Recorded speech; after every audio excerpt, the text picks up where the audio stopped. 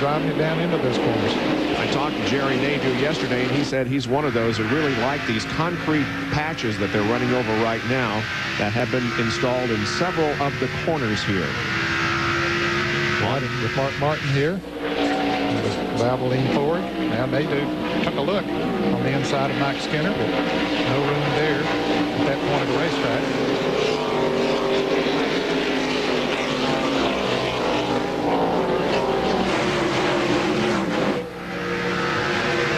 Down the long front straightaway here. While we're watching this action, Ron Fellows has passed Dale Jarrett for the 4th place. And John Kernan is with Boris. Boris in the garage area, the crew checking out the car. Boris, what's wrong? I don't know. I'm not much of a mechanic, but I mean, you know, this team, I can't say enough about it. I mean, we got 11 full-time people at Urban Civil Racing. They built and designed this car. We built our own motors with signature engines, and unfortunately, we have something in the drivetrain that caused a real bad vibration, and it's too bad. I mean, we got a great sponsor, Federated Auto Parts, and you know, we were in contention today, and we got the lead 5, got our 5 bonus points for the championship, so that was fun to lead a little bit. And I mean, I just can't thank Ford enough for all their support. It's my wife's birthday today, so I thought I was going to give her a happy birthday. Sorry, Karen, but it was still a good run for us. Got a lot of experience and had a lot of fun. Just, I think our day's cut short. It was too bad. Well, he did get the 5 bonus points, but I think he needs another season or so to catch Dale Jarrett in the points. And Boris did lead 9 laps, so a good run for Boris overall. You see Ricky Rudd in the mix of this battle here for position. Rudd coming off his first top 10 of 1999 at the Brickyard last week, finishing in 9th position. He's also changed motor engine builders, now getting his motors from Pro Motors, but here, as we see them going down into corner number 1, Mark Martin passes Ricky Rudd, and so move Martin up to the 12th position. And Jerry Nadeau made the pass around Kenny Irwin, and we mentioned a moment ago that Ron Fellows had passed Dale Jarrett. He now has passed Wally Dallenbach and has moved him to 3rd. So for you Ron Fellows fans, he is on the move. He's about almost 5 seconds behind the leader, Jeff Gordon. Continuing to set the pace as we watch this battle back here for position. You see some of the cars flying over those rumble strips, getting a little bit airborne as they do. Yeah, this is much better racing going on back here than there is up front. Indeed, because Jeff is now almost a full second ahead of Rusty Wallace, and last time around Jeff was the fastest car on the racetrack at 119.5 compared to Rusty Wallace's 119.4. And Wally Dallenbach, we see him coming off of corner number 11 and ducking toward the pits. I'd say this is a scheduled pit stop, right, John? That's exactly right. They're getting right around 37, 38 laps. Tell them to get on in the pits, get on in the pits. This will be their last pit stop. They hand some cold towels and a drink to Wally. No changes that we can see right now. Just take off one of the tearaways to clean the windshield. It'll be 4 tires and full of fuel, and Dallenbach should be able to go the distance from here. Some very interesting strategy being played out here that could result in, well, who knows? Wally Dallenbach's 18.9-second pit stop on lap number 54 could be his last. He's going to have to stretch it a little bit further than most of the others, but he is one of those drivers that stopped on lap 14, expecting to make it on one more pit stop. Now, most of the others stopped on lap 20, and they can run a few more laps yet before they would need to come in. In fact, they'd like to go to lap 58 or somewhere in that neighborhood, 56 to 58.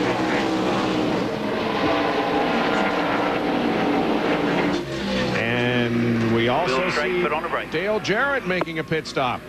Well, this is a little earlier than I thought he would come in. He was one of those that stopped on lap 20, but maybe they figure they can go the rest of the way, John.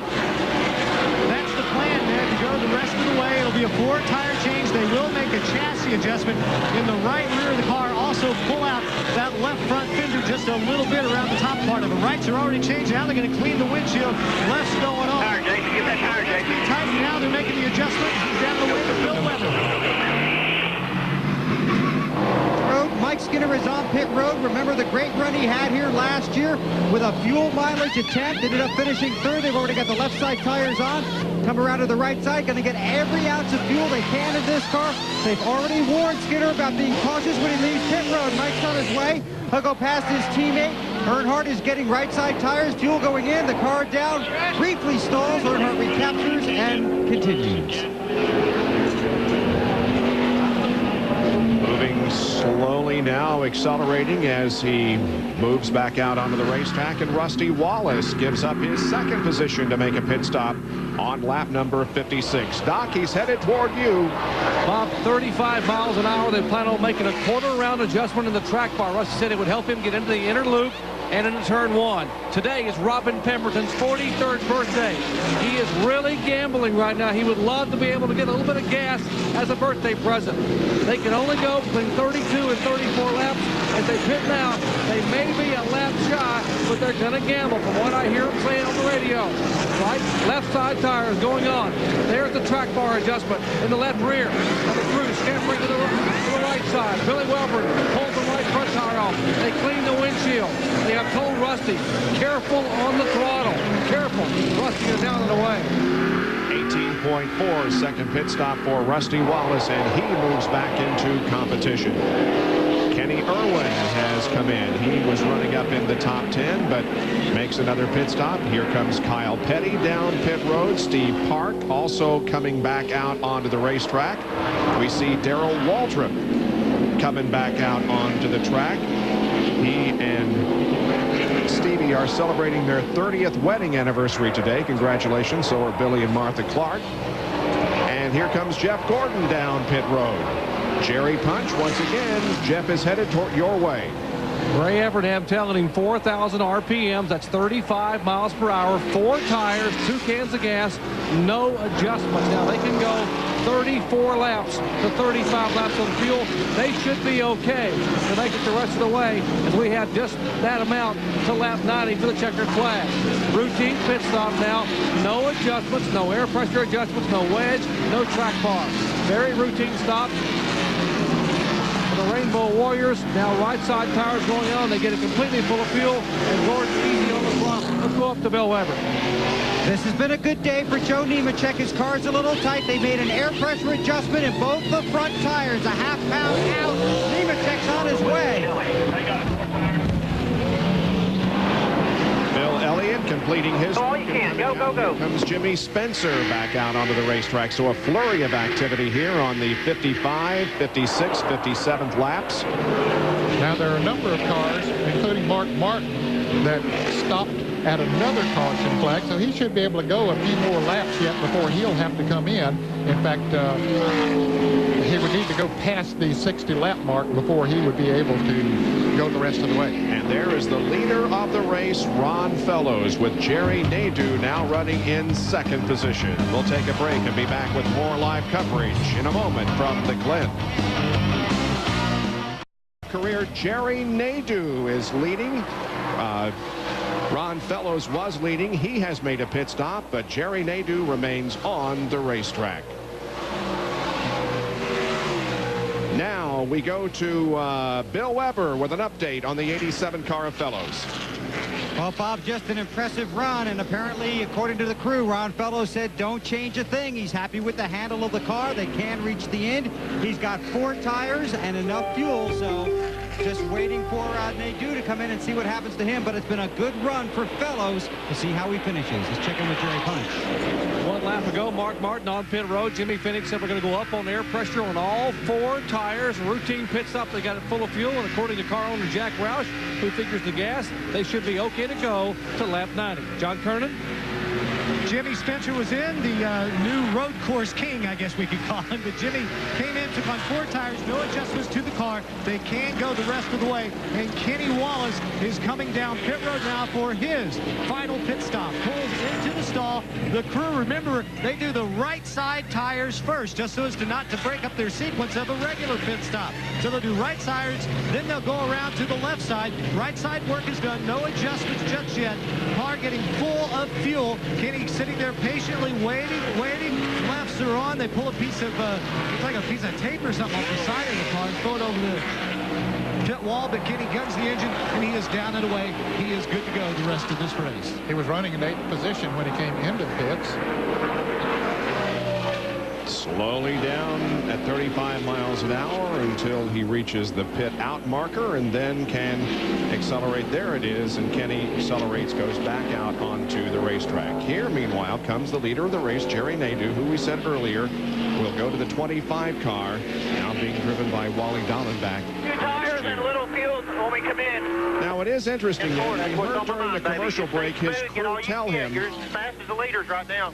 That's what I was going to point out. He is indeed running 118.9, and that's about as fast as we've seen anybody running. He's on old tires. Yes, that's very impressive. And they talk about just putting on 2 tires when he does make his pit stop.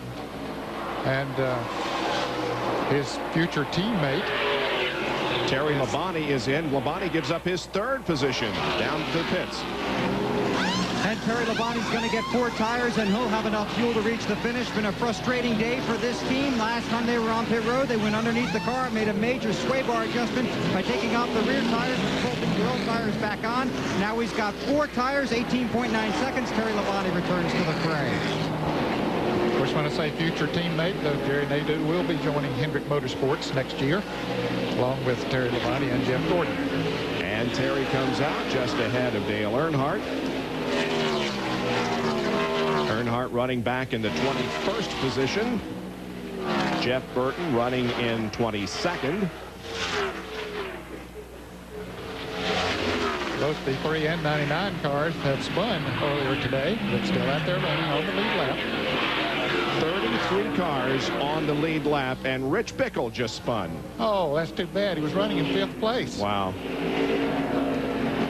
Tyler Jet Motorsports. By the way, they have signed a sprint car driver for their Busch Series ride next year, Tyler Walker, as they expand their motorsports involvement.